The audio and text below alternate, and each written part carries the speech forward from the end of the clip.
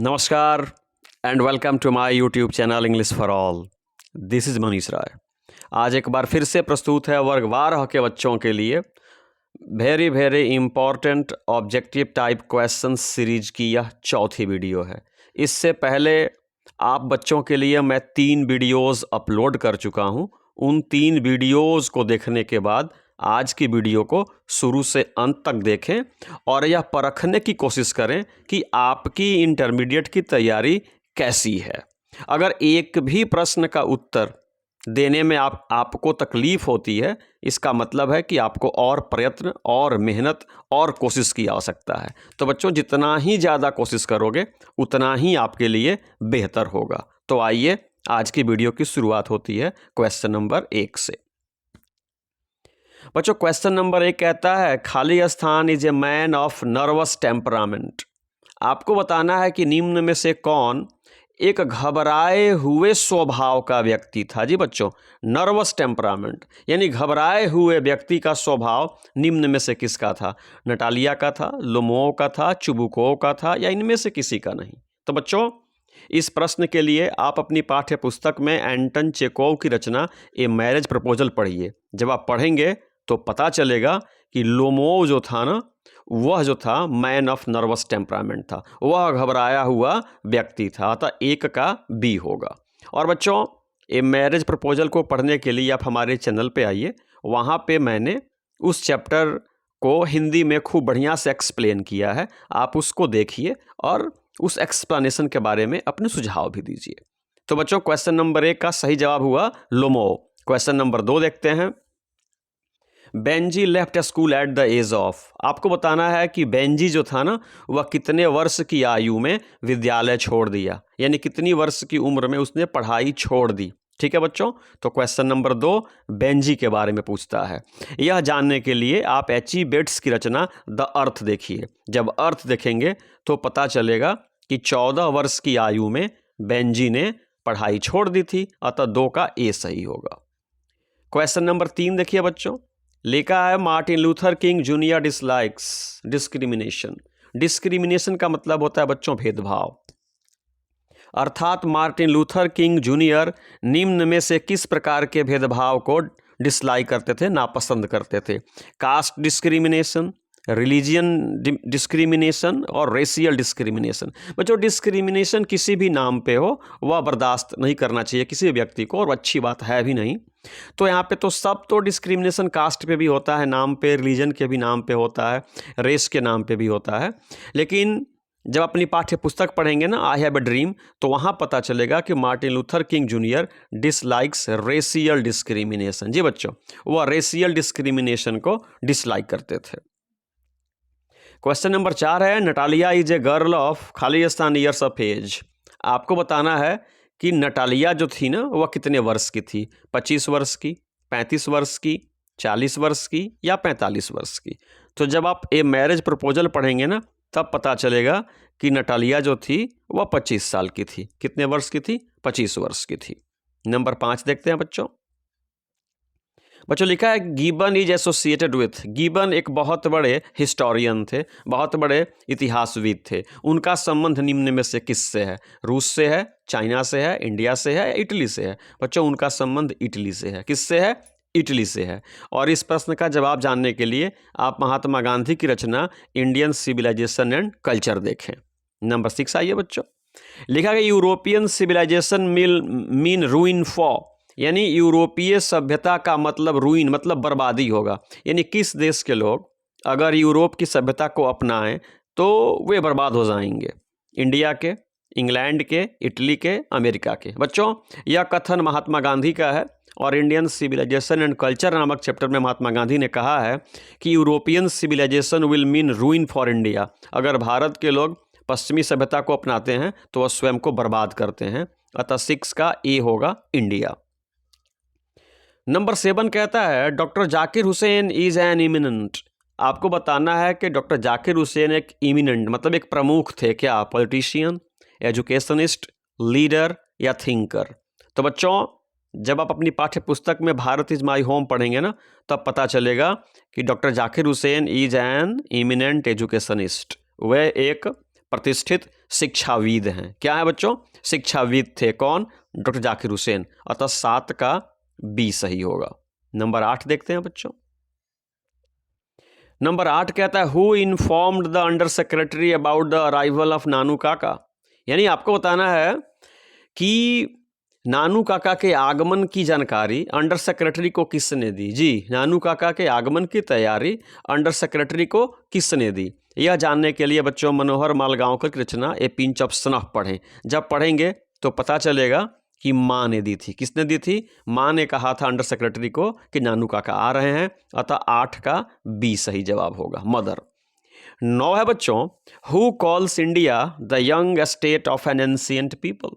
यानी निम्न में से कौन भारत को यंग स्टेट कहता है ऑफ एन एंशिएंट पीपल, है ना? तो बच्चों नेहरू जी कहते हैं, पटेल जी कहते हैं, डॉक्टर जाकिर हुसैन कहते हैं या गांधी जी कहते हैं। याद रखिएगा बच्चों, डॉक्टर जाकिर हुसैन कहते हैं। Doctor Zakir Hussain calls India the young state of N ancient people. अतः 9 का भी बी होगा और इसके लिए बच्चों भारत इज माई होम नामक चैप्टर देखा जा सकता है। बच्चों नंबर 10 कहता है कि German Greer was born and educated इन। आपको बताना है कि जर्मन ग्रीर का जन्म कहाँ हुआ था और उनकी पढ़ाई लिखाई कहाँ हुई थी। ऑस्ट्रेलिया में, चाइना में, इंग्लैंड में और इंडिया में। तो बच्चों पाठ्य पुस्तक में ए चाइल्ड इज बॉर्न नामक चैप्टर पढ़िए, वहाँ पता चलेगा कि जर्मन ग्रीर का जन्म और एजुकेशन दोनों ऑस्ट्रेलिया में हुआ था। अतः 10 का ए सही होगा। नंबर 11 कहता है येन इज द करेंसी ऑफ। आपको बताना कि येन कहाँ की मुद्रा है। तो बच्चों जापान की है। कहाँ की है? जापान की है। और ये जानने के लिए आप सीगा नोया की रचना द आर्टिस्ट देख सकते हैं। नंबर 12 कहता है a Khalistan woman has to observe various taboos, rituals and customs. निम्न में से किस प्रकार की महिला को बहुत सारे निषेध, बहुत सारे रीति रिवाज, संस्कारों का अनुपालन करना पड़ता है? एक कुरूप महिला को, एक ब्यूटीफुल सुंदर महिला को, यंग एक जवान महिला को, या एक प्रेग्नेंट मतलब गर्भवती महिला को। तो बच्चों यह जानने के लिए आप जर्मन ग्रीक रचना ए चाइल्ड इज बॉर्न पढ़िए, तब पता चलेगा कि a pregnant woman has to observe various taboos, rituals and customs. अतः बच्चों 12 का डी सही होगा। नंबर 13 कहता है the war and killing achieve nothing. यानी लड़ाई और हत्या से कुछ भी हासिल नहीं होता। यह पंक्ति किस चैप्टर से ली गई है? बच्चों आप अपनी पाठ्य पुस्तक में पर्ल एस बक की रचना India through a traveller's eyes पढ़िए, वहाँ पता चलेगा कि लड़ाई और हत्या से कुछ भी हासिल नहीं होती। अतः 13 का डी सही होगा, India through a traveller's eyes. Number 14 कहता है hoping to cease not till death is a line from. आपको बताना है कि जब तक मौत नहीं हो जाए तब तक रुकना नहीं है, काम करते रहना है। यह पंक्ति कहाँ से ली गई है? सॉन्ग ऑफ माई सेल्फ से, द सोल्जर से, एन एपिटाफ से या नॉन से? बच्चों इसके लिए आप वाल्ट व्हिटमैन की रचना सॉन्ग ऑफ माई सेल्फ देखिए। जी बच्चों यह पंक्ति सॉन्ग ऑफ माई सेल्फ से ली गई है। अतः 14 का ए सही होगा। बच्चों 15 है John Keats died at the age of. आपको बताना है कि मशहूर रोमांटिक पोएट, जी मशहूर रोमांटिक पोएट जॉन किट्स की मृत्यु कितने वर्ष की आयु में हुई थी? बच्चों बहुत ही कम आयु में उनकी मौत हो गई थी, सिर्फ 26 साल में। जी John Keats died at the age of 26। 26 साल की आयु में उनकी मौत हो गई थी, लेकिन 26 साल की आयु में ही वे अमर हो गए थे अपनी रचनाओं के कारण। नंबर 16 कहता है to a nightingale has been written by. आपको बताना है कि टू ए नाइटिंगेल जो है ना, यह किसकी रचना है? जॉन किट्स की है, जॉन डन की है, टी.एस. इलियट की है, या इनमें से किसी की नहीं है? याद रखिएगा बच्चों जॉन किट्स की है। किसकी है? टू ए नाइटिंगेल किसकी रचना है? जॉन किट्स की है। ठीक है बच्चों, और इसके लिए आप अपनी पाठ्य पुस्तक में वो जो टू ऑटम नाम की कविता है ना, वो देख सकते हैं। नंबर 17 कहता है the snake met the poet near his water pitcher stone trough a noon. आपको बताना है स्नेक नामक कविता में जो सांप था ना, सांप और लेखक की मुलाकात कहाँ हुई थी? तो पानी के बर्तन के पास में, तो वाटर ट्रॉफ होगा। क्या होगा बच्चों? वाटर ट्रॉफ। 17 का सी सही होगा। 18 कहता है the day mentioned in the poem snake is that of. आपको बताना है बच्चों स्नेक नामक जो कविता है ना, D.H. लॉरेंस की, उसमें एक महीने की चर्चा हुई है। जी, उसमें एक महीने की चर्चा हुई है। किस महीने की चर्चा हुई है? जुलाई की, जून की, मई की या कोई नहीं? बच्चों जुलाई की। किसकी चर्चा हुई है? स्नेक नामक कविता में D.H. लॉरेंस ने जुलाई महीने की चर्चा की है, अतः 18 का ए सही होगा। 19 कहता है the first dictionary contained over 1000 words. आपको बताना है जो पहली डिक्शनरी बनी थी ना 7 वर्षों में, उसमें कितने शब्द थे? तो उसमें बच्चों उसमें 40,000 से ज़्यादा शब्द थे। जो पहली डिक्शनरी 7 वर्षों में तैयार हुई थी ना, उसमें 40,000 से ज़्यादा शब्द थे, अतः 19 का डी होगा। The first dictionary contained over 40,000 words, 19 का डी। नंबर 20 क्या था? English observed words from almost languages.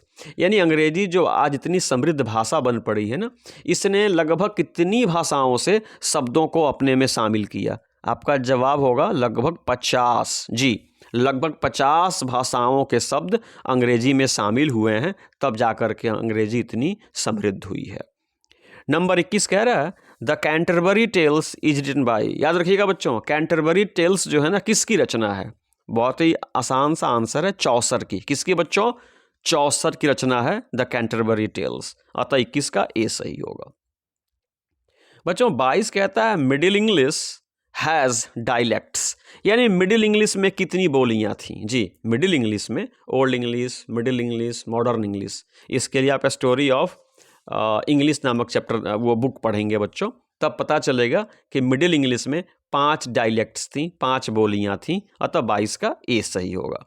बच्चों 23 कहता है the year 1066 marks the end of. यानी सन 1066 ईस्वी में, है ना, किस मतलब क्या समाप्त हुआ? मिडिल इंग्लिश का पीरियड खत्म हुआ था, या मॉडर्न इंग्लिश का, या ओल्ड इंग्लिश का? याद रखिएगा बच्चों, 1066 में ओल्ड इंग्लिश पीरियड समाप्त हुआ था, अतः 23 का सी होगा। नंबर 24 कहता है कि the history of English begins with the coming of the. बच्चा आपको बताना है कि अंग्रेजी के इतिहास की शुरुआत निम्न में से किनके आगमन से हुई? एंग्लो इंडियंस के आगमन से, एंग्लो सैक्सन्स के आगमन से, एंग्लो सेल्टिक के आगमन से, या इनमें से किसी के आगमन से नहीं? तो बच्चों याद रखिएगा, एंग्लो सैक्सन के आगमन से अंग्रेजी के इतिहास की शुरुआत हुई, अतः 24 का बी होगा, और इसके लिए आप स्टोरी ऑफ इंग्लिश नामक बुक देख सकते हैं। बच्चों 25 कहता है आज की वीडियो का अंतिम प्रश्न कि द इंग्लिश लैंग्वेज इज। अंग्रेजी जो भाषा है ना, वह संस्कृत से ओल्डर है, पुरानी है, यंगर नई है, ईजियर आसान है, या कुछ नहीं? याद रखिएगा, अंग्रेजी भाषा जो है वह हमारे संस्कृत से बहुत क्या है? छोटी है, बहुत यंगर है, अतः 25 का बी होगा। The English language is younger than Sanskrit. बच्चों तो आज की वीडियो को शुरू से अंत तक देखें और इसका लाभ उठाएं। अगर वीडियो पसंद आए तो प्लीज़ चैनल को सब्सक्राइब करें, वीडियो को लाइक करें, अपने मित्रों से शेयर करें, और आगे इस वीडियो में और सुधार हो इसके लिए अपने सुझाव भी दें। तो अगर आप वीडियोस को देखते हो तो मैं उम्मीद करता हूं कि परीक्षा में आप बेहतर करोगे। इसी उम्मीद के साथ आज की वीडियो को समाप्त करता हूं। जय हिंद।